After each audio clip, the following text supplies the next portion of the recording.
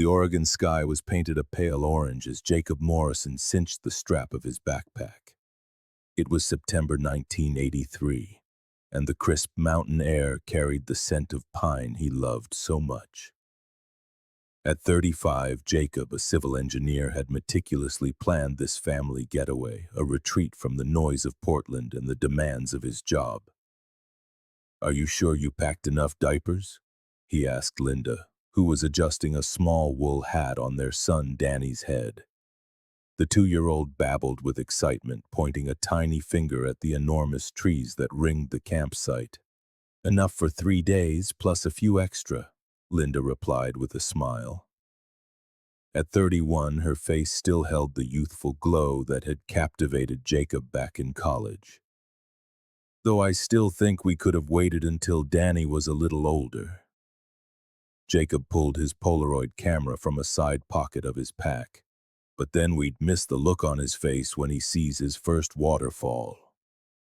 The shutter clicked, capturing Linda with Dani in her arms, both of them smiling as the photograph began to slowly develop. "Besides," he continued, carefully tucking the Polaroid into his shirt pocket, "the ranger said this route is perfect for families." 3 hikers passed them, offering a friendly wave. The Eaglecrest trail was popular among nature lovers, but Jacob planned to veer off onto a less-traveled path where, according to his research, a spectacular viewpoint awaited. "Morrison family ready for adventure," he exclaimed, snapping another picture, this time an impromptu selfie of the 3 of them. Dani clapped at the flash. As they made their way along the main trail, Jacob occasionally consulted his topographic map. Linda carried Dani in a baby carrier on her back, pointing out squirrels and birds that darted between the trees. The morning was perfect, exactly as Jacob had imagined it.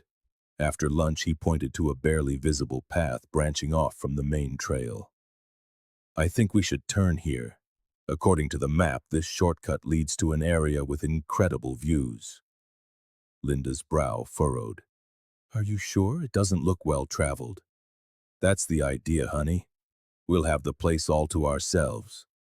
Dani had fallen asleep in the carrier, his head resting against his mother's shoulder. Linda shifted the boy's weight and nodded, trusting her husband's sense of direction. The alternate path proved steeper than Jacob had anticipated. After an hour of hiking, clouds began to darken the sky, and the air turned noticeably colder. "Jacob, I think we should head back," Linda suggested, noticing the wind beginning to whip through the trees. "We're close, I can feel it," he insisted, studying the map with a frown. "Besides, if we turn around now, it'll take longer to get back than to push on to the campsite I marked for the night." The first drop of rain fell just as Dani woke up, fussy and hungry. What began as a light drizzle soon became a relentless downpour. Jacob fashioned a temporary shelter under a large fir tree where Linda tried to soothe Dani, while Jacob desperately searched the map for another route. "We need to find better cover," he said, raising his voice over the roar of the rain. "I think there's a section with rock formations up ahead. We could shelter there." Visibility was fading fast as afternoon gave way to evening. The 3 of them struggled onward, soaked and growing colder by the minute. Dani was crying inconsolably, and fear began to creep into Linda's eyes. It was then that Jacob saw it. A faint glow between the trees. "Look!" he cried, pointing ahead. "That must be a cabin or a shelter." Linda squinted, trying to make out what he was pointing at. "I'm not sure. Come on, it's our best shot right now." They pushed toward the light, which seemed to recede as they advanced. The darkness was nearly absolute when Jacob tripped on a root, falling hard into the mud. His ankle gave an alarming crack. "Jacob!" Linda knelt beside him, holding Dani with one arm. The pain was intense, but Jacob managed to get to his feet, leaning on a makeshift walking stick. "I'm fine. Just a sprain," he lied, knowing their situation had just become perilous. The light was gone, and with it, their immediate hope of refuge. With every step, Jacob felt the cold seep deeper into his bones. Dani had stopped crying, a silence that was more worrying than his earlier cries. We need to make a shelter right here, Jacob said, his voice trembling. We can't go on like this. What happened in the hours that followed would remain a blur in Linda's memory. Jacob, fighting through the pain and the encroaching cold, tried to build a shelter with fallen branches and their emergency tarp. The temperature plummeted and the rain turned to sleet. None of them were dressed for such extreme conditions. Little Dani, despite being wrapped in every available layer, was shaking uncontrollably. It was near midnight when they heard the sound, a crunch of branches too heavy to be a small animal. Linda clutched Dani tightly as Jacob peered into the impenetrable darkness. "Who's there?" he called out, his voice weak. A silhouette emerged from the trees, briefly illuminated by a flash of lightning. A tall, sturdy man dressed in camouflage and holding a lantern. "You're a long way from the trail," the stranger said, his voice raspy. "This area's dangerous in this weather." "We're lost," Jacob explained, relief flooding his voice. "My family. We need help." The man stepped closer, his lantern beam revealing a weathered face and a thick gray beard. "Name's Earl Blackwood. My cabin's about 20 minutes from here. You can shelter there till the storm passes." Linda looked at Jacob, a mixture of hope and apprehension in her eyes. Dani had stopped shivering, an alarming sign. "We don't have another choice," Jacob murmured, trying to stand again. Earl moved to help him. "The boy doesn't look good," he observed, his gaze fixed on Dani. "We need to hurry." As they followed Earl through the dark forest, none of the Morrisons could imagine that this decision, born of a stormy night's desperation, would change their lives forever. And that 35 years would pass before the world would learn the truth of what happened after the last Polaroid picture was taken on that fateful September hike in 1983. On the morning of September 24th, 1983, the Morrisons' vehicle was discovered in the Eaglecrest Trail parking lot. The alarm was raised by Martin Kepler, a park ranger with 15 years of service in the Oregon woods. "Their belongings are still inside, including a cooler with food," Kepler explained to Officer Thomas Reeves of the County Police Department. "They were only meant to be gone for 3 days, should have been back yesterday." The search began immediately. Teams with tracker dogs swept the main trail, finding evidence that the Morrisons had followed the marked route for about 2 miles before turning onto a secondary path. "Jacob Morrison signed the entry log," Kepler reported, checking his notebook. "Indicated they planned to camp near Whispering Pines Overlook." Officer Reeves frowned. "That's not a recommended site for families with small children, especially with the weather we've had." As the day wore on, more volunteers joined the search. Among them was Richard Morrison, Jacob's older brother, who had driven 4 hours from Seattle upon hearing the news. "My brother is meticulous," Richard insisted, handing out family photos to the search coordinators. "He studied every inch of that map before they came. He wouldn't just get lost. It's not possible." The second day of the search yielded the first clue. A small backpack snagged on a bush, nearly 4 miles from the main trail. It contained diapers, a baby blanket, and a plastic rattle. "It's theirs," Richard confirmed, holding the rattle with trembling hands. "I gave this to Dani for his first birthday." The discovery intensified the efforts. Helicopters scanned the area, using thermal cameras to detect any sign of human life in the dense vegetation. The storm that had lashed the region days earlier complicated the search, leaving many trails muddy or blocked by fallen trees. It was on the 5th day that a hiker found the Polaroid camera. It was lying in a small clearing, partially covered by damp leaves as if dropped or abandoned in a hurry.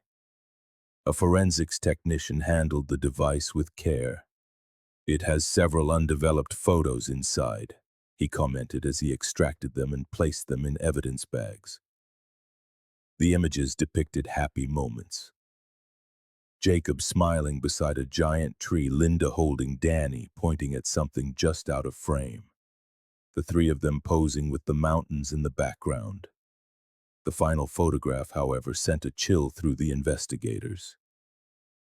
It showed the family from behind, walking away down a barely visible trail. And in the lower right corner, a shadow could be seen, what looked like a human figure watching them. Could just be another hiker, Officer Reeves suggested, though his tone betrayed his unease. Richard Morrison couldn't hold back his tears when he saw the photos.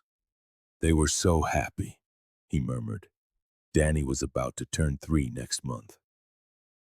The search continued for 3 months. Caves, ravines, and remote areas were scoured. Every hiker who had signed the register that weekend was interviewed. Even the few residents living in isolated cabins in the region were questioned. One of them was Earl Blackwood, a 48-year-old Vietnam veteran who had chosen the solitude of the mountains after returning from the war.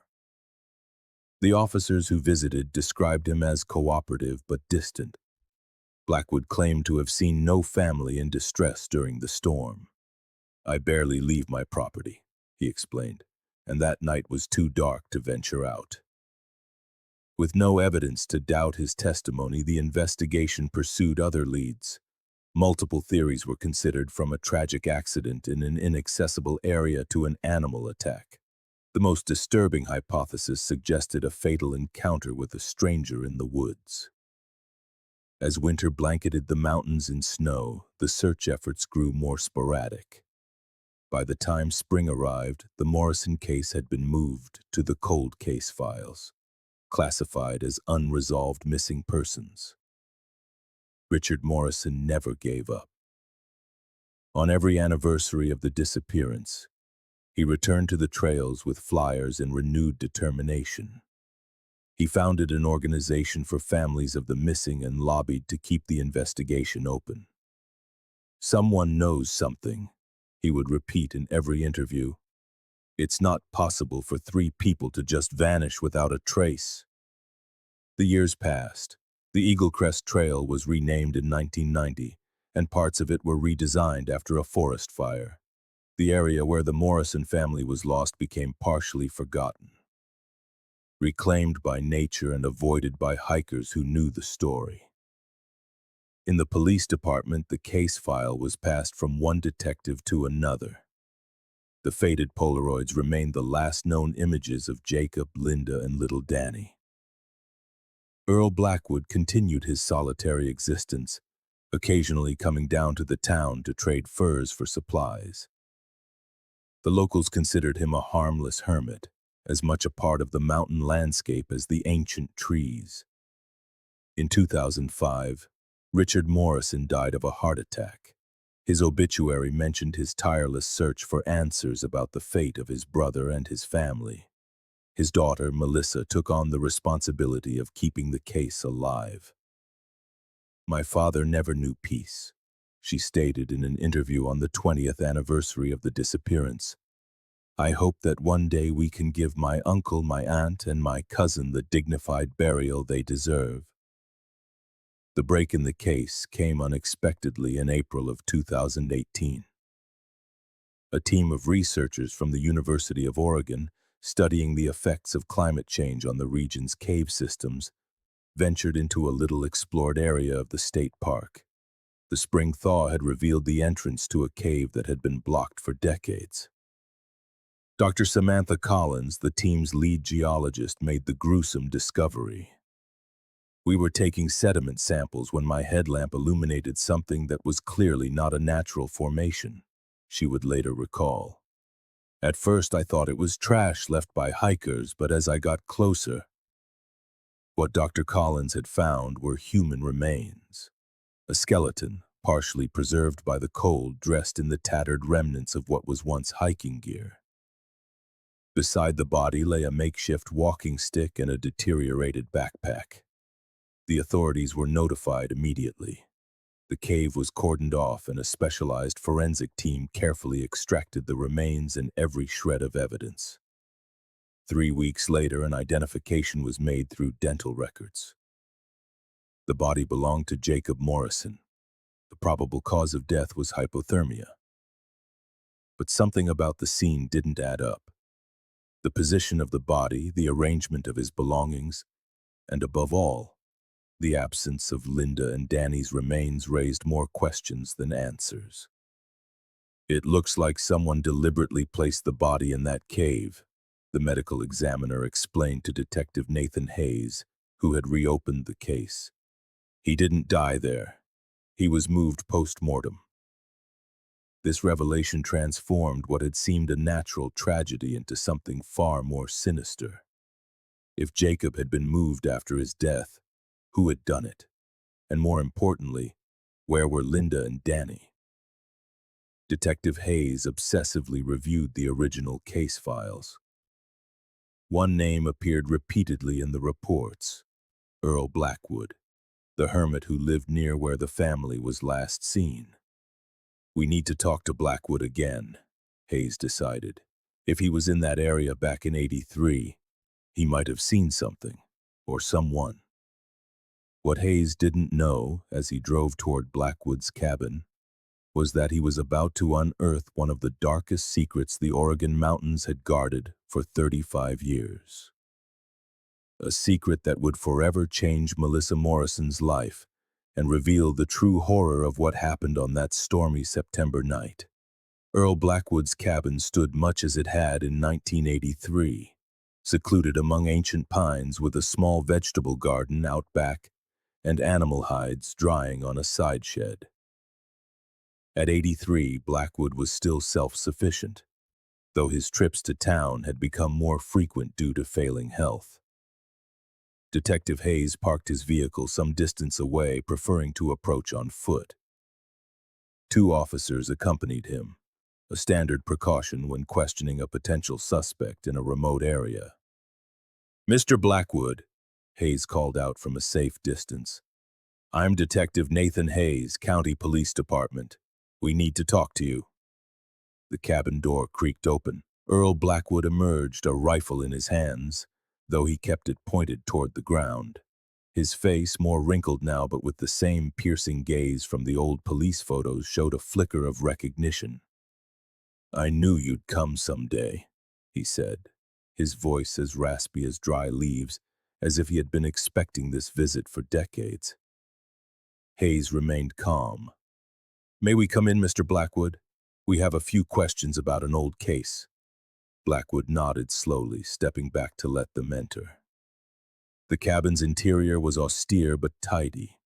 A wood-burning stove, a table with 2 chairs, shelves stacked with provisions and tools. On the wall, military medals hung next to black and white photographs. "You found Morrison, didn't you?" Blackwood asked, surprising Hayes. It wasn't a question, but a statement heavy with knowledge. "How do you know that?" Hayes replied, studying the old man's every reaction. Blackwood sat down heavily in a chair. "The mountains speak, and I listen." After a pause, he added, "Besides, I saw your vehicles at the cave entrance a few weeks back." Hayes decided to be direct. "Mr. Blackwood, did you know Jacob Morrison or his family in 1983? The old man looked out the window toward the forest that had been his only companion for decades.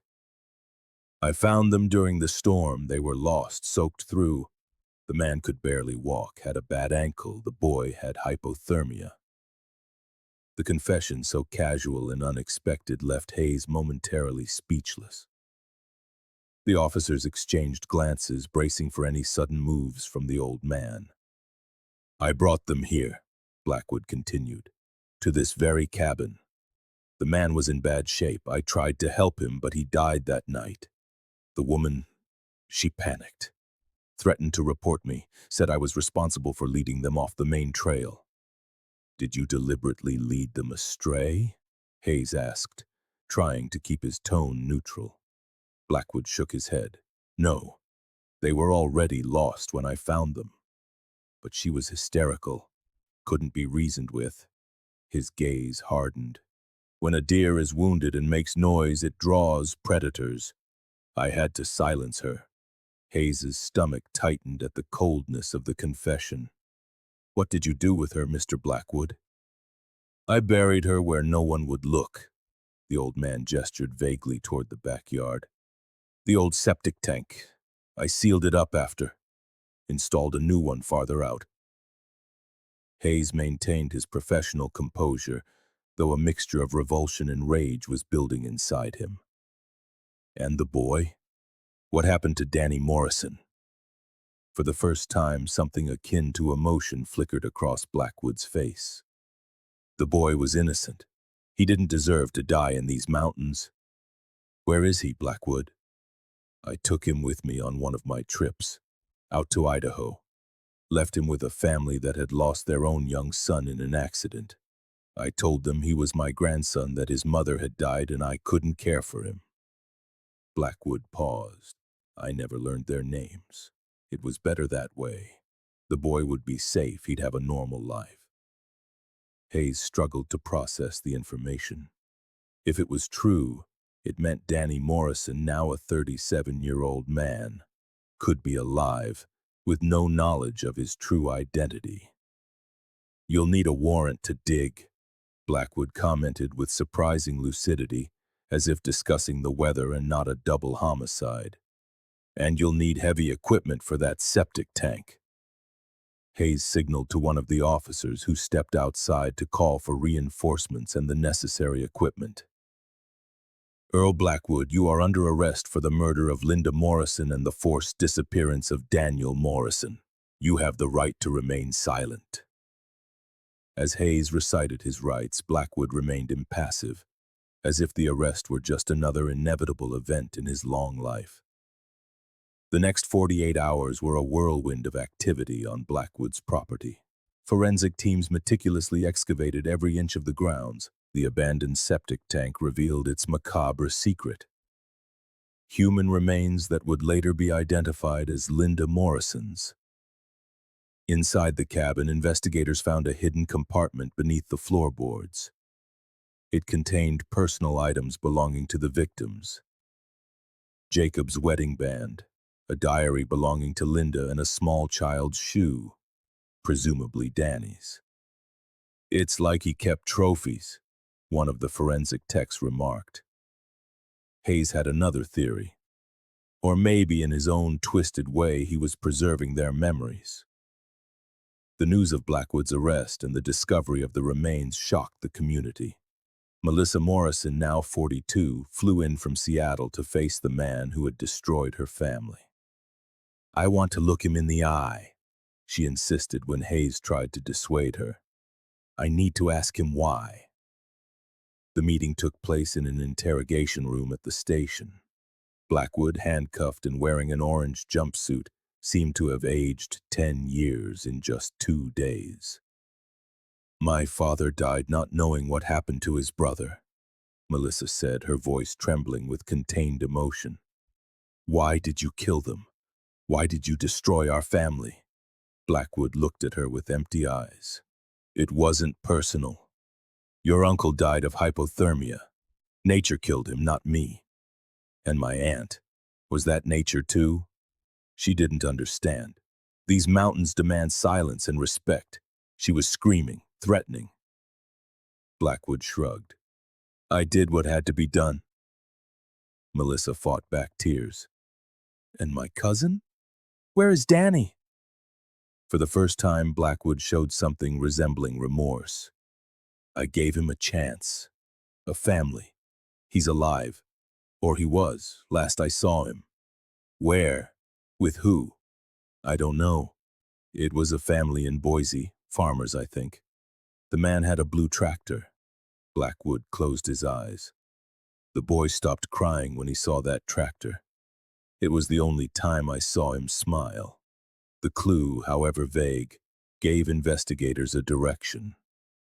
They contacted authorities in Idaho, and a search began through records of irregular adoptions, or children who had suddenly appeared in rural families near Boise in 1983.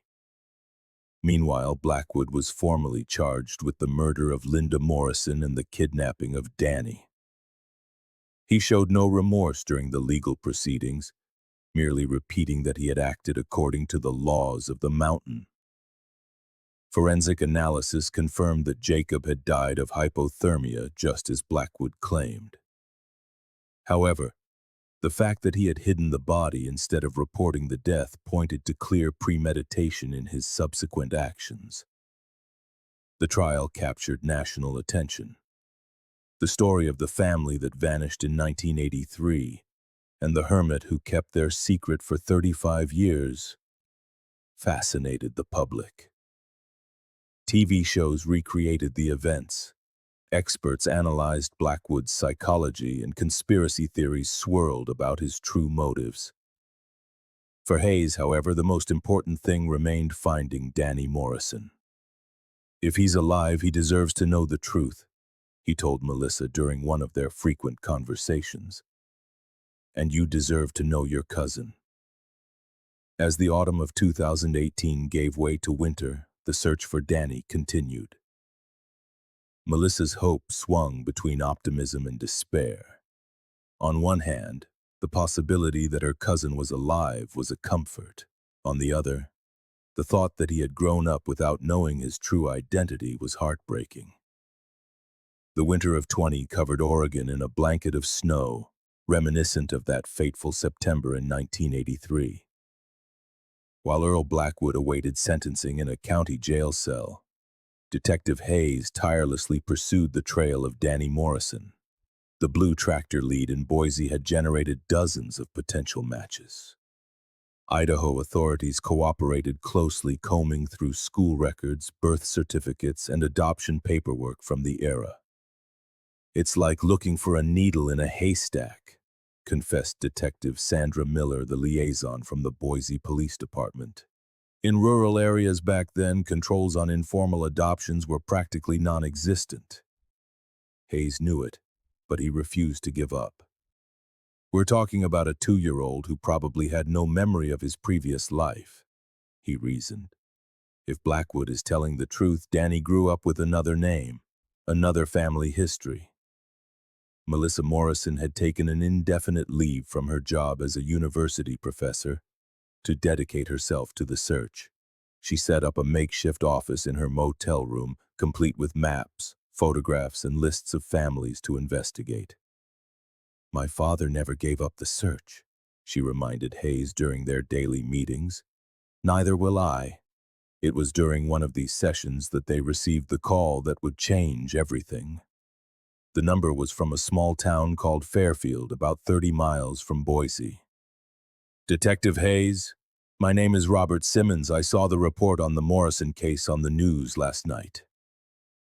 The voice on the other end was tense, uncertain. I think I might be that boy." Hayes exchanged a look with Melissa, immediately putting the call on speaker. "Mr. Simmons, what makes you think that?" "My father, well, the man I thought was my father, he had a blue Ford tractor back in the 80s. It was his pride and joy." Simmons paused. "I was always told my mother died in childbirth. There were never any pictures of her, no real stories, and there's something else. I found some documents in the attic after my parents passed away. My birth certificate looks altered." Hayes maintained his professional calm, though his pulse had quickened. "Mr. Simmons, how old are you?" 37. I was supposedly born in November of 81, but the certificate has obvious corrections." The date matched. Dani Morrison would have been 37. "Could we meet with you, Mr. Simmons? We have ways to verify your identity if you're willing." "That's why I'm calling, Detective. I need to know the truth." 24 hours later, Hayes and Melissa were at Robert Simmons's modest farm. The place was about 20 minutes from downtown Fairfield, in a valley of rolling hills. An old blue tractor, now rusted and out of service, rested beside a barn. Robert Simmons was a sturdily built man with clear eyes that were unsettlingly similar to Jacob Morrison's in the family photos. He had grown up on this very farm, inheriting it after his adoptive parents died 5 years earlier. A bachelor, he devoted his life to farming and teaching music at the local school. I always felt like something didn't add up, he explained, pouring coffee in the farmhouse kitchen. Little details, half-finished comments. My dad used to get tense whenever I asked about my birth.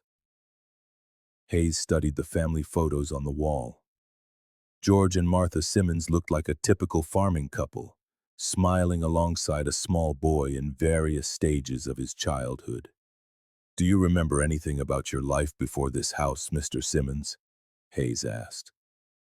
Robert shook his head. "My first memories are here, running through the cornfields, playing on that old tractor." He paused.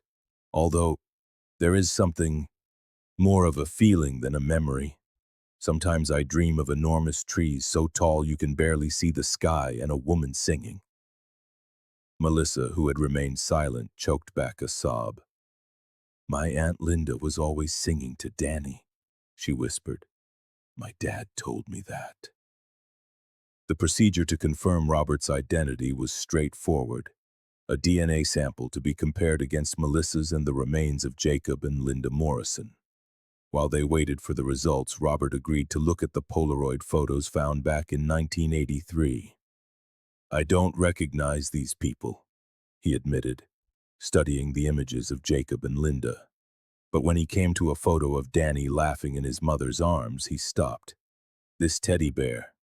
What about it?" Hayes asked. "I have one just like it. It's always been with me, though it's pretty worn out now. My mother, Martha, said I had it when I came to the family."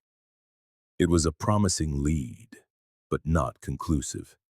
Hayes had seen too many cases where coincidences led to false hope. The lab results arrived 3 days later, faster than usual thanks to the priority assigned to the case. Hayes received the sealed envelope at the temporary office he'd set up in the Fairfield police station. "Want me to come with you?" asked Officer Johnson, who had been helping with local logistics. Hayes shook his head. "This is something I have to do myself." He drove to the Simmons farm with the unopened envelope on the passenger seat. Melissa and Robert were waiting on the porch, the tension etched on their faces. "The results are in," Hayes announced, holding up the envelope.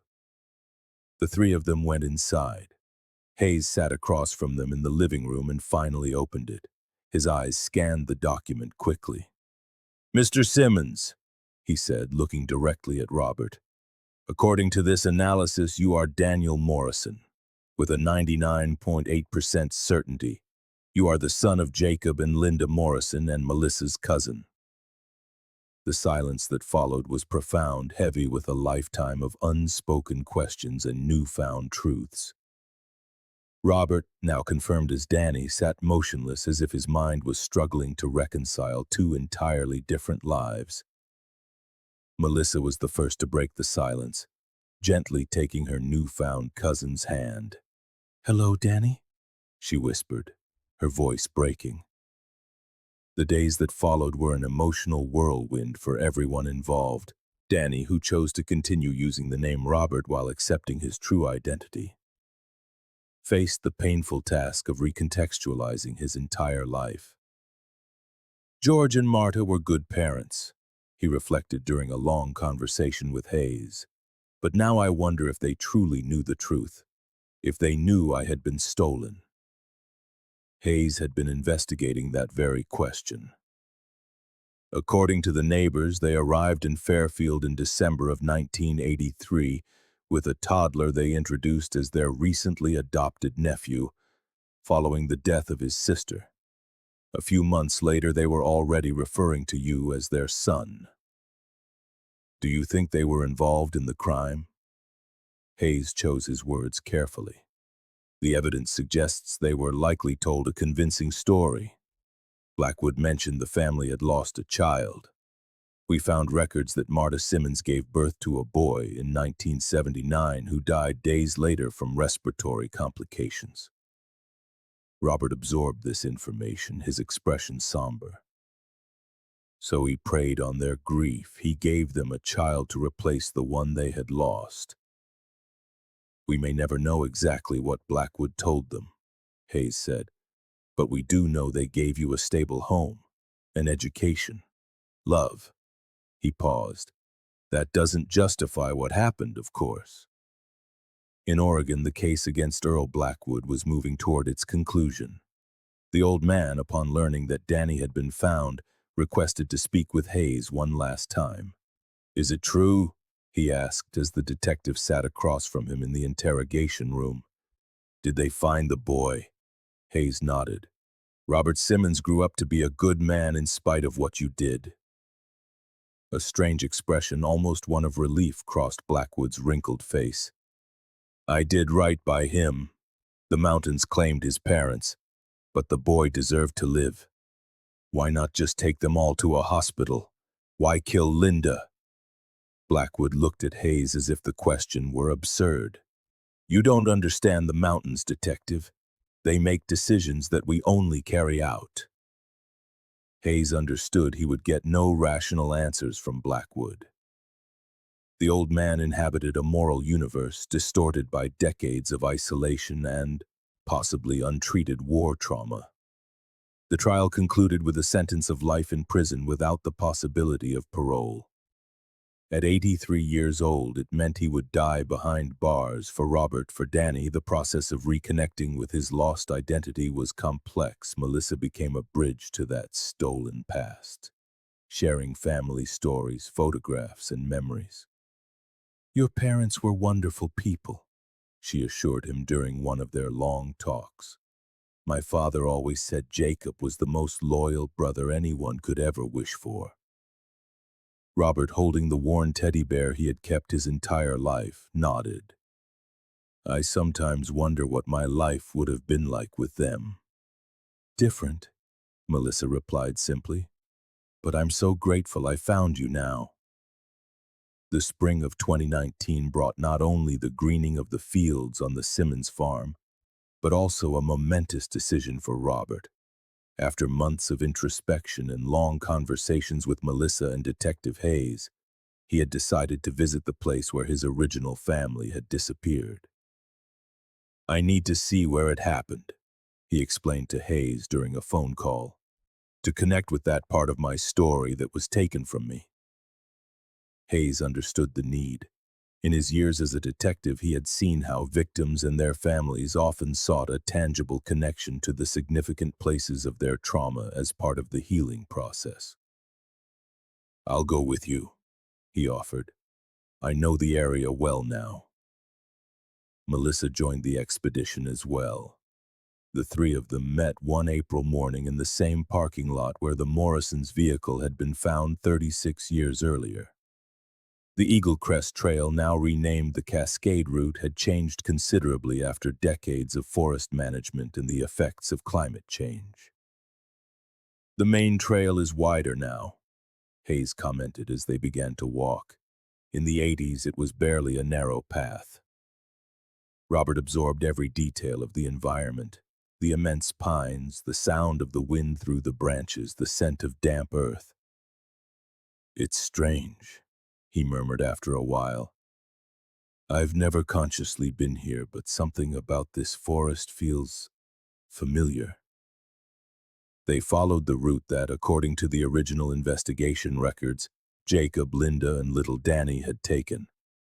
Upon reaching the point where the family had strayed from the main path, Hayes stopped. "According to the case reconstruction, your father injured his ankle around here. The storm worsened quickly after that."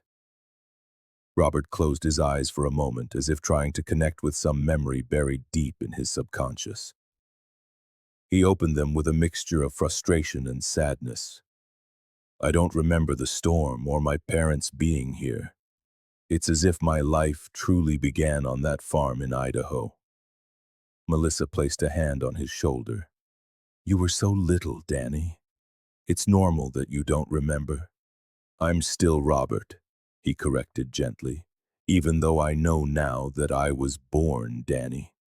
They continued the walk in silence, each lost in their own thoughts. Hayes guided them toward the area where Blackwood had found the family, according to his confession. The spot now seemed peaceful, with rays of sunlight filtering through the treetops, a stark contrast to the tempestuous scene of that night. Blackwood's cabin is about 2 miles in that direction, Hayes pointed. It's been dismantled as part of the investigation, but we can go if you want to see the site. Robert shook his head. Not today, maybe never. He paused.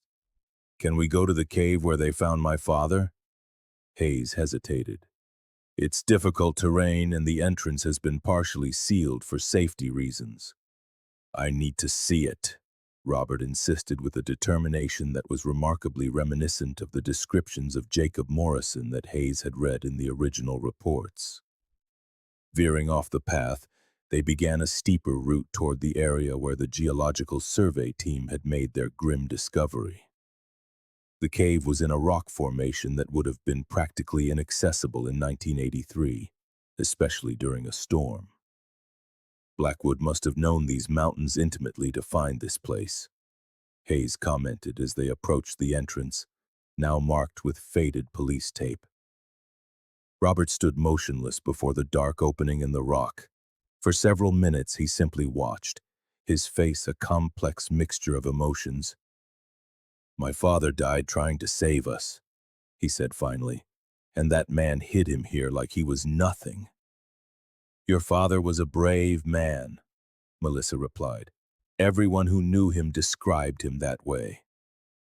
Robert nodded, then, unexpectedly, he knelt and placed a small, framed photograph at the cave's entrance. It was one of the original Polaroids Melissa had saved, Jacob, Linda, and little Dani smiling together on their last happy morning. Goodbye, Dad, he whispered. I'm sorry they took us from you so soon. The journey back to the parking lot was quiet, each step serving as part of a personal ritual of farewell and reconciliation with the past. By the time they reached their vehicles, something had subtly shifted in Robert. A certain peace, perhaps, or at least the beginning of one. Are you okay? Hayes asked as they packed away their hiking gear. I don't know, Robert answered honestly, but I think I needed this, to close a circle I never even knew was open. Back in Fairfield, Robert faced another challenge, deciding what to do with the two identities that now coexisted within him. Legally, he could reclaim his birth name and seek compensation for the crime that had shattered his family. Yet doing so would, in a way, delegitimize the life he had built as Robert Simmons. I don't know who I really am, he confessed during a session with Dr. Helena Torres, a psychologist specializing in trauma and identity whom Hayes had recommended. Robert is who I've been my entire conscious life, but Dani is who I was supposed to be. They are both authentic parts of you, the therapist replied. You don't need to choose one over the other. This perspective was liberating. Gradually, Robert began to integrate elements of his original history into his current life. He turned a room in his house into a space dedicated to the Morrisons, filled with photographs, documents, and items recovered during the investigation. Melissa, who had decided to extend her stay in Idaho, became a constant, comforting presence. Through her, Robert learned family stories, traditions, and anecdotes that allowed him to form a more complete picture of his biological parents. My dad used to say that your dad, Jacob, always carried a camera everywhere, she told him one afternoon as they looked through old photo albums. It was like an extension of himself. He said life goes by so fast you have to capture it to remember every important moment. Robert smiled. I'm into photography too. It's always fascinated me. I have a darkroom in the basement. These small discoveries of unexpected connections to his biological family served as bridges between his two identities, allowing him to feel that somehow Jacob and Linda had left their mark on him despite the forced separation. The Morrison-Simmons case, as the media dubbed it, captured national attention. Documentary producers and writers contacted Robert with proposals to tell his story. He rejected most, but finally agreed to collaborate with a prestigious journalist who promised a respectful, non-sensationalist approach. "I don't want my story to become entertainment," Robert explained during their first meeting. "I want it to serve a purpose, to help other families separated by crime, perhaps." The result was a sober yet profoundly moving book titled The Long Road Home, The Morrison Story. The royalties were directed to a foundation established by Robert and Melissa to support the search for missing persons and to reunite separated families. Earl Blackwood, meanwhile, was aging rapidly in prison. His health, already fragile when he was arrested, deteriorated considerably in the carceral environment. In November of 2019, Hayes received a call from the penitentiary. Blackwood was dying and had requested to see the Morrison boy one last time. Hayes relayed the message to Robert without expectation. "You have no obligation to see him. No one would judge you if you refuse." To his surprise, Robert seriously considered the request.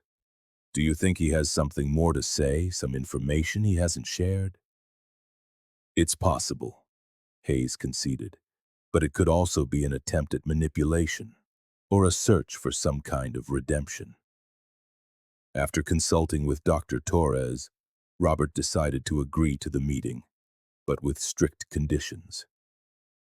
Hayes would be present at all times, and the conversation would be recorded for legal purposes. On the day of the meeting, Robert walked into the prison infirmary with a calm that impressed Hayes. Blackwood lay in a bed connected to machines monitoring his vital signs. The once robust mountain hermit now looked like a frail, diminutive old man. "You came," Blackwood murmured, his voice barely audible. "You look like your father." Robert sat in a chair beside the bed, maintaining a slight distance. "Why did you want to see me?" Blackwood coughed weakly. "To see that I did at least one thing right. That you survived." His eyes, though clouded by age and illness, held an unsettling lucidity. "The mountains spared you, unlike your parents." "My parents didn't need sparing," Robert replied firmly. "They did nothing wrong." "The mountain has its own rules," Blackwood insisted, repeating the strange mantra he had used throughout the legal proceedings. "I was just its instrument."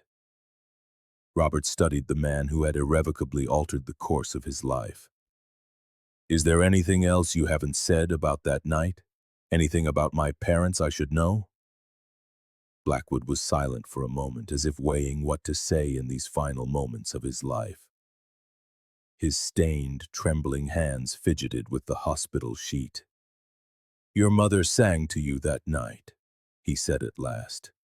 "Even after your father was gone, even when she knew I wasn't going to let her go, she kept singing to you. A lullaby about stars and moons." A chill ran down Robert's spine. In his most recurrent dreams over the years, there was always a woman's voice, singing a melody he could never remember upon waking. "What else?" he asked, leaning forward slightly. "She fought," Blackwood continued, his gaze lost somewhere in the past. "Not for herself, for you. She offered me anything if I would leave you in a safe place. She told me names of relatives, addresses. She tried to convince me to take you to them." Hayes, watching intently from a corner of the room, noticed Robert's fists clench until his knuckles turned white. "Why didn't you?" Robert's voice was controlled, but it vibrated with contained rage. "Why didn't you take me to my real family?" Blackwood coughed again, this time more forcefully. A nurse moved to adjust his oxygen, but he waved her away with a weak gesture. "The authorities would have found you. They would have put you in the system. Orphanages, foster homes." He paused, gasping for breath. "I knew that system. I grew up in it. It's a hell." His eyes met Robert's. "The Simmonses lost their boy. They needed a new one. You needed parents. It was perfect." "Perfect," Robert repeated with bitterness. You destroyed my family and then convinced yourself you were doing something noble. Your father was already dead when I found them, Blackwood insisted, though his voice lacked its earlier conviction. Hypothermia. I tried to revive him, but lies, Robert interrupted. The forensic analysis showed my father could have survived with proper medical attention. You chose not to get help. A heavy silence fell over the room. The machines connected to Blackwood beeped rhythmically, marking the beats of a progressively weakening heart. Do you know why I'm really here? Robert finally asked. Not for answers, I don't expect the truth from you. I'm here so you can see that, despite everything you didn't destroy me. I survived, but not because of you. In spite of you. Blackwood closed his eyes as if the words had caused him physical pain. The mountains choose, he murmured.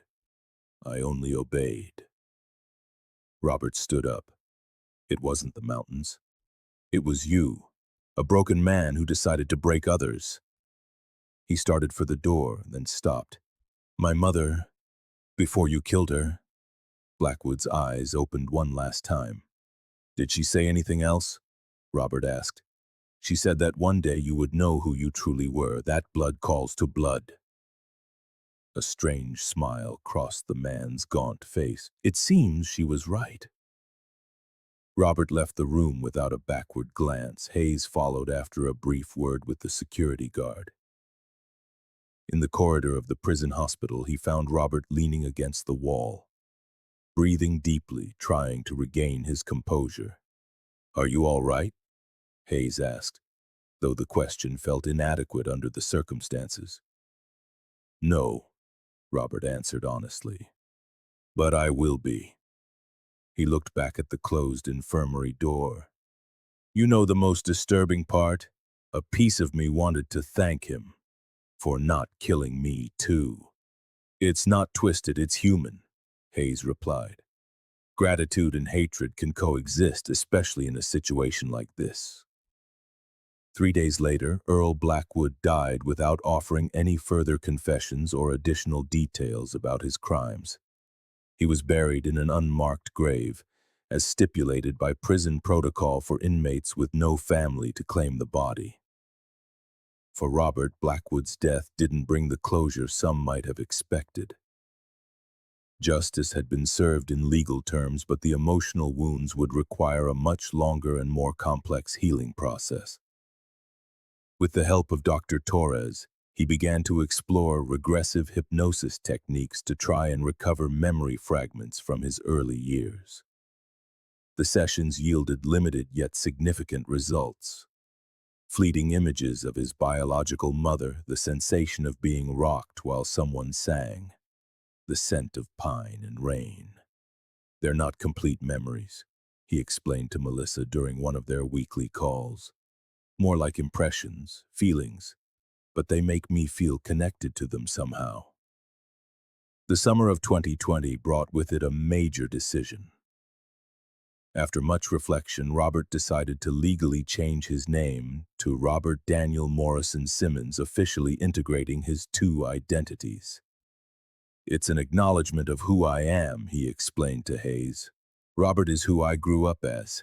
Daniel is who I was born as. Morrison honors my biological parents, and Simmons the family that raised me. The detective, who had remained in regular contact with Robert even after the case was officially closed, nodded in approval.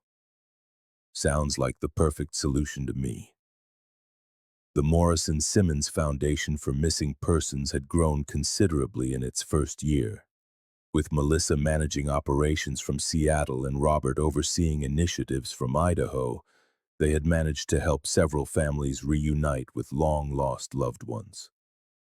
It's like turning pain into purpose, Robert commented during an interview with a local newspaper. We can't change what happened, but we can use our experience to help others. One project particularly meaningful to Robert was the creation of a specialized psychological assistance program for people who discover their true identity late in life. Dr. Torres collaborated closely with this program, contributing her professional expertise. The trauma of discovering you are not who you thought you were is unique and devastating, Robert explained during the program's launch. We're talking about people who were adopted under irregular circumstances, stolen children, those with changed identities. In the autumn of 2020, Robert received an unexpected letter. It came from a woman named Claire Johnson, who had seen the documentary about his case on television. In the letter, Claire explained that she had been a neighbor of the Simmonses in 1984, and clearly remembered when they showed up with a little boy they said was their nephew. It always struck me as strange, Claire wrote. Marta had been devastated after losing her baby, and then suddenly she appeared with this child. I never asked directly, but I kept something that might interest you. Attached to the letter was an old photograph. It showed a bearded man holding a small boy's hand next to a blue tractor. The man was clearly a much younger Earl Blackwood. And the boy, without a doubt, was Robert, around 3 years old. This is the definitive proof, Hayes commented when Robert showed him the photograph. Blackwood personally handed you over to the Simmons. Robert studied the image with a mixture of fascination and horror. I wonder if they knew, if they suspected I wasn't really anyone's nephew. It's possible Blackwood told them some convincing story, Hayes mused. Or perhaps they suspected but chose not to ask. The desire to have a child can cloud one's judgment. Robert decided to contact Claire Johnson, who agreed to meet with him. The woman, now in her 70s, recalled the events of that winter of 1983 to 1984 with surprising clarity. Earl Blackwood would show up in the area occasionally, she explained during their meeting. He sold furs, sometimes fish. Everyone knew of him, but nobody knew much about him. She paused, organizing her memories. One day he appeared with a little boy. He said it was his grandson, that the mother had died in an accident. He mentioned to George Simmons that he was looking for a family for the boy because he was too old to raise him. And the Simmonses just accepted me? Robert asked. Claire nodded. Marta couldn't have any more children after losing hers. They were heartbroken. When Blackwood offered them the chance to raise his grandson, they saw it as a miracle. She took Robert's hand. They loved you from the first moment, dear. Never doubt that. This conversation brought a new perspective to Robert. The Simmonses, whom he had always considered his parents, had also been victims of Blackwood in a way. Deceived into unknowingly participating in the cover-up of a crime, but motivated by love and the desire to heal their own loss. It's complicated, he reflected during a session with Dr. Torres. A part of me wants to be angry with them for not asking more questions, for not investigating further. But another part understands their pain and their desire for a child. People can make questionable decisions for understandable reasons, the therapist replied, acknowledging that complexity is part of the healing process. By the end of 2020, Robert made another significant decision. He would sell the farm in Idaho and move to Portland, Oregon, to be closer to his Morrison roots and to collaborate more closely with Melissa on the foundation. It's like closing a circle, he explained to Hayes as he packed his belongings. I'm not abandoning my identity as Robert Simmons. I'm integrating all the parts of my story. The detective, who had witnessed the entire process from the initial discovery to this moment, couldn't help but feel a deep admiration for Robert's resilience. You've handled all this with extraordinary strength, he commented. Many people would have crumbled under such revelations. Robert smiled faintly. I've had my dark moments, believe me. But like Melissa says, we're Morrisons. Perseverance is in our blood. Portland greeted Robert with a persistent spring drizzle in March of 2021. The city, with its peculiar mix of modernity and nostalgia, felt strangely familiar, despite him never having consciously lived there. Our parents lived in this neighborhood, Melissa explained as she drove through the tree-lined streets of southeast Portland. Jacob and Linda's apartment was just a few blocks from here. Robert watched intently through the window, trying to connect with this urban landscape that, in another life, could have been his everyday home. The house he had bought was in the same district, a deliberate choice to feel close to his Morrison roots. "Do you think I'll remember anything?" he asked, more to himself than to Melissa. "Is it possible that some corner, some park will awaken buried memories?" "Dr. Torres says it's possible," Melissa answered cautiously. "But you shouldn't pressure yourself. Sometimes memories surface when you least expect them." Robert's house, a two-story structure with a front porch and a small backyard, soon became the Oregon Operations Center for the Morrison Simmons Foundation. A room on the ground floor was converted into an office where Melissa and Robert worked, coordinating efforts with similar organizations across the country. The transition from rural life in Idaho to the semi-urban environment of Portland had its challenges. Robert, accustomed to the open spaces and slow pace of Fairfield, initially felt overwhelmed by the city's constant motion.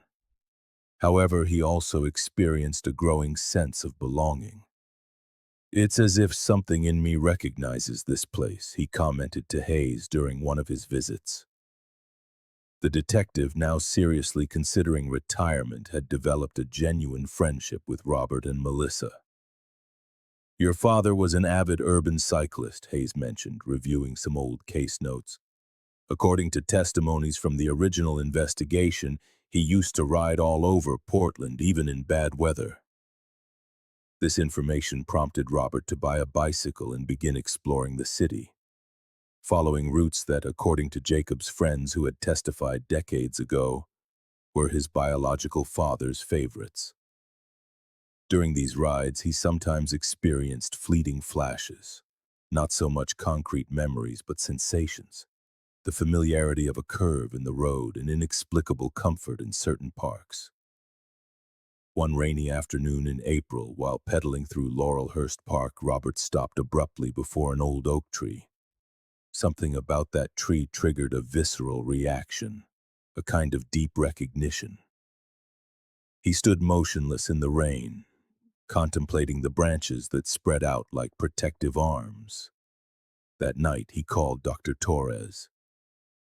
"I think I remembered something today," he explained, trying to contain the emotion in his voice. "A tree in the park, I just froze when I saw it, as if it were important." "Any specific images?" the therapist asked. "Not exactly, more of a feeling of safety, of having been there before, protected." Dr. Torres suggested he document these experiences and, if possible, investigate whether the park had any connection to his biological family. Robert contacted Melissa immediately. "Laurelhurst Park," she confirmed after consulting some family documents. "Dad mentioned in his notes that Jacob and Linda used to take you there almost every weekend. There's even a photo of the three of you under a big tree." Robert re-examined the recovered Polaroid pictures. Sure enough, in one of them, partially damaged by time and the elements, he could make out a young couple with a baby sitting on a blanket under a tree.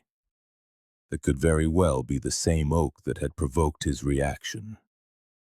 This small discovery, though seemingly insignificant, had a profound emotional impact on Robert.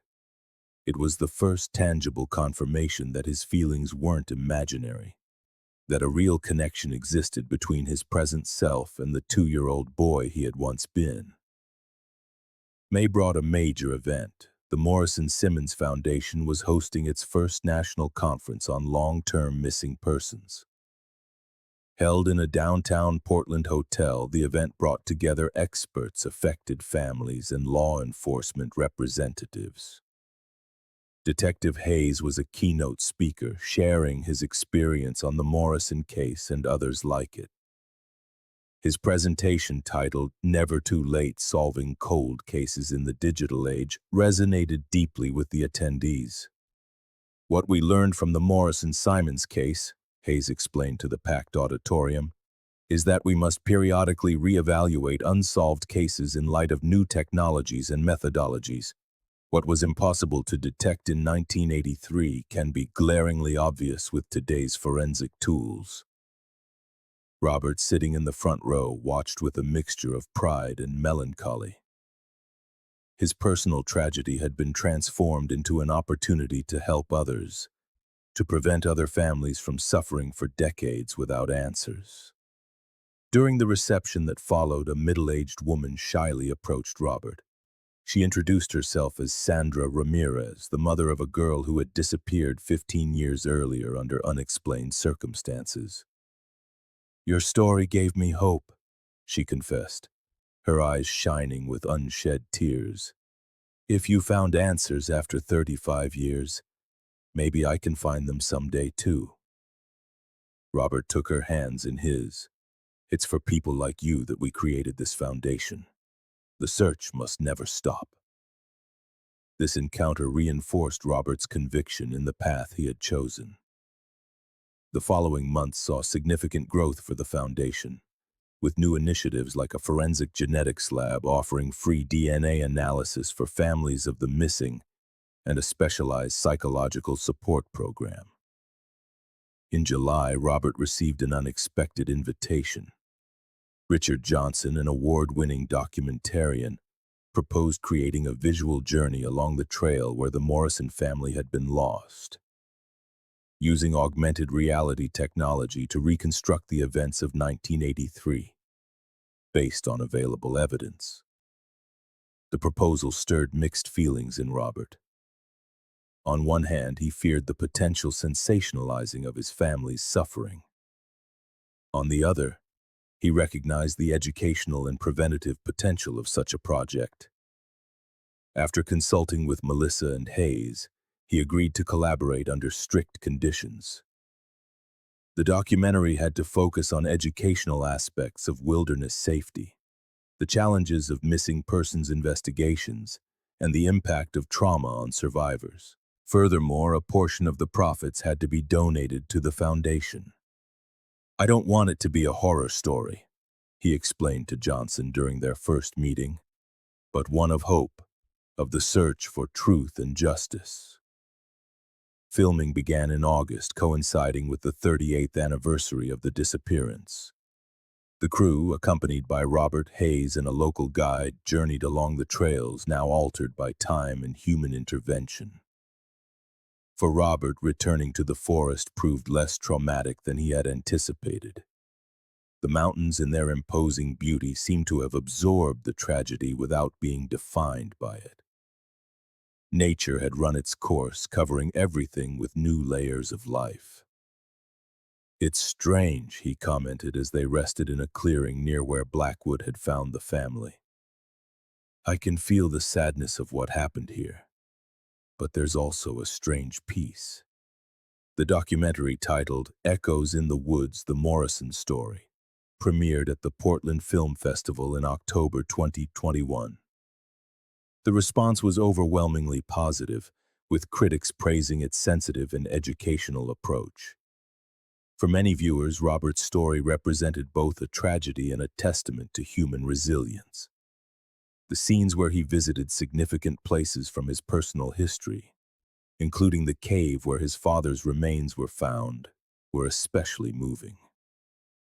After the premiere, an elderly man approached Robert in tears. He introduced himself as Michael Collins, one of the volunteers who had participated in the original search in 1983. "I never forgot your family," he said, his voice cracking with emotion. "For years I wondered what had become of that little boy. To see you now, a man helping others, it brings a sense of closure for all of us who were there." This encounter and many others like it following the documentary's release solidified Robert's understanding that his personal story had touched countless lives, far beyond his immediate circle. Then November brought an unexpected turn. The Idaho County Sheriff's Office, where the Simmons had lived, contacted Robert. During a routine review of old files, they had found a disturbing document, An anonymous tip from February 1984, just 3 months after Robert arrived at the Simmons farm. Someone called the office expressing concern about a child who had suddenly appeared at the farm. Sergeant Williams explained over the phone.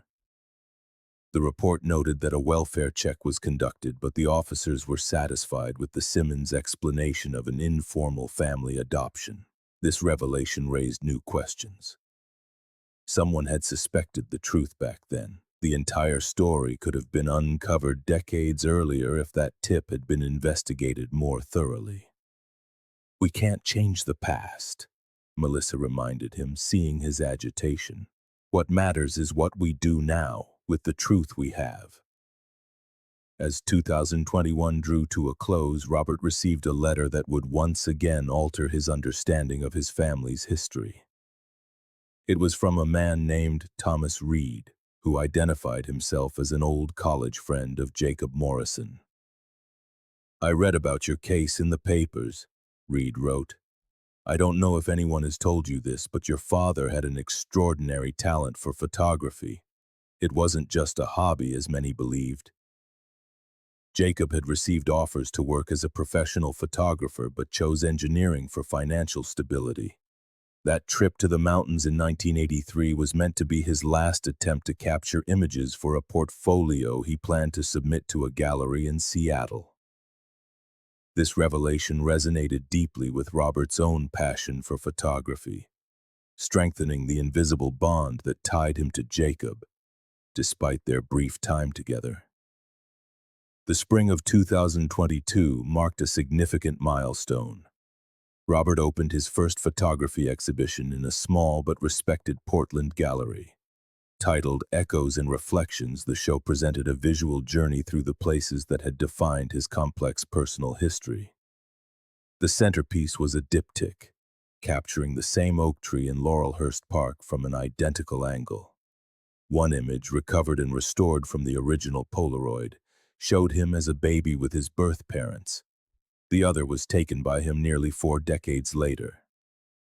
"Memory is like a photograph," Robert explained at the opening, addressing a crowd that included Melissa, Hayes, Dr. Torres, and many others who had been part of his journey of rediscovery. Both capture an instant that no longer exists, yet somehow continues to live on in a different plane. Among the attendees was Thomas Reed, who had brought an invaluable treasure with him, an album of unpublished photographs taken by Jacob Morrison during his university years. The images revealed an artistic sensibility and a unique perspective that Robert immediately recognized as akin to his own. "It's astonishing," Hayes remarked, looking at Jacob's photographs alongside Robert's. "It's not just the physical resemblance between you two, but the way you both see the world through a lens." The exhibition received favorable reviews, and more significantly for Robert, it generated renewed public interest in the Foundation's work. Visitors, moved by the personal story behind the images, made donations and signed up to volunteer. This success catalyzed a decision Robert had been considering for months: to expand the Foundation to include an art therapy center specializing in trauma and loss. It would be a space where people who had experienced traumatic separations or late-in-life discoveries about their identity could process their emotions through artistic expression. "Art saved me," he explained to Dr. Torres as they developed the project together. "Photography gave me a language when words were not enough. I want to offer that same opportunity to others." In June, coinciding with National Missing Children's Day, the Morrison Simmons Foundation officially launched the Jacob and Linda Morrison Center for Healing Arts. The space, located in a refurbished old warehouse, featured studios for photography, painting, sculpture, and music, as well as rooms for individual and group therapy. During the opening ceremony, Robert unveiled a commemorative plaque with a photograph of his birth parents and a simple inscription: For Jacob and Linda, whose story did not end in tragedy but was transformed into hope for others. Detective Hayes, who had finally decided to retire from the police department to serve as a consultant for the foundation, watched with pride. A case that had begun as a macabre coincidence, a geology team finding human remains, had blossomed into something profoundly meaningful. "You know what's the most extraordinary thing about all this?" he commented to Robert as they walked through the facilities after the ceremony. "You turned your pain into a purpose. So many people get trapped by their trauma. You turned it into something that helps others heal." The summer brought another unexpected development. Claire Johnson, the former neighbor of the Simmons who had provided the photograph of Blackwood, contacted Robert again with surprising information. "I was sorting through old belongings when I found this," she explained during a visit to Portland. "My late husband was fond of recording conversations. He had a small tape recorder he carried everywhere, which was quite unusual for the time." What Claire had discovered was a cassette tape from 1984 containing a brief conversation between her husband and George Simmons, Robert's adoptive father. The quality was poor, but the words were clear enough. "We don't ask questions," George's voice could be heard saying. "The man said the boy needed a home, that his mother had died. If we start digging, they might take him from us. Martha wouldn't survive losing another child." The recording confirmed what Robert had long suspected. The Simmons had deliberately chosen not to question the origin of the child Blackwood had brought them, driven by the fear of losing him and the pain of their own previous loss. "I can't judge them," Robert reflected after listening to the recording several times. They acted out of love, even if it was a desperate love that made them turn a blind eye to the suspicious circumstances. This new piece of the puzzle, instead of breeding resentment, brought an unexpected sense of peace.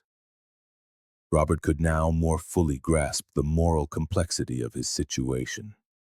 There were no one-dimensional villains or perfect heroes, only flawed human beings making decisions under extraordinarily difficult circumstances.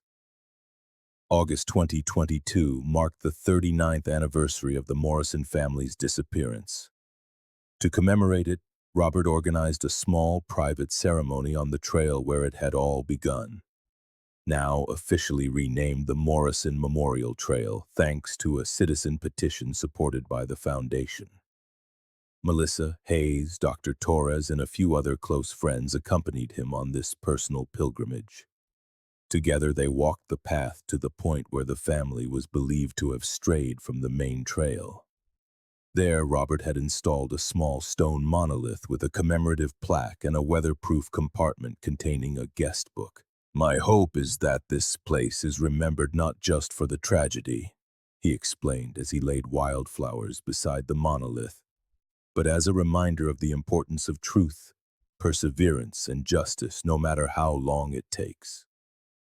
As autumn settled over Oregon, painting the forests in hues of gold and copper, Robert felt a subtle yet profound shift in his relationship with his past.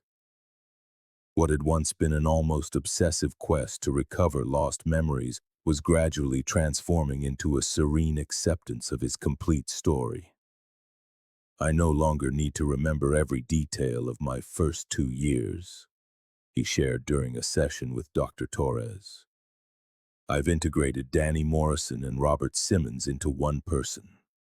My identity doesn't depend on recovering what was lost, but on honoring it while I build something new." This evolution was also reflected in his photographic work.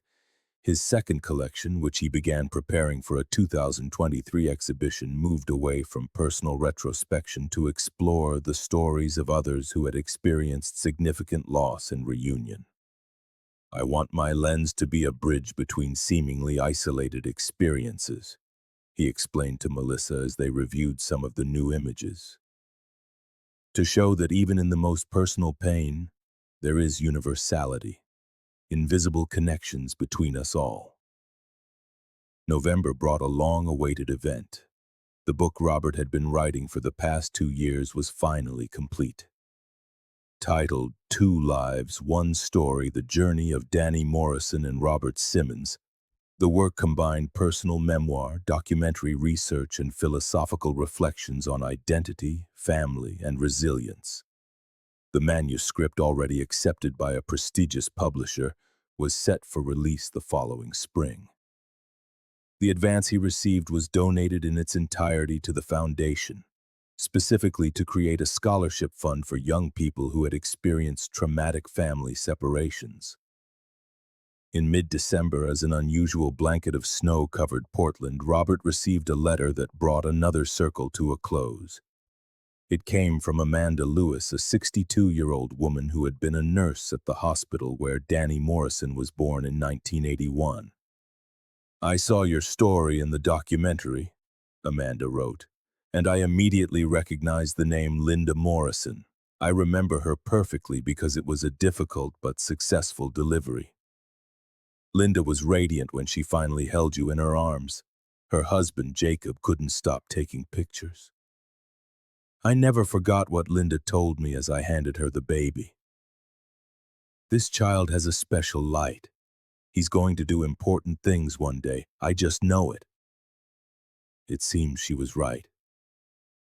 Robert read the letter several times, deeply moved by this unexpected glimpse into the moment his life began, and by the almost prophetic connection between his birth mother's words and the path he had ultimately found.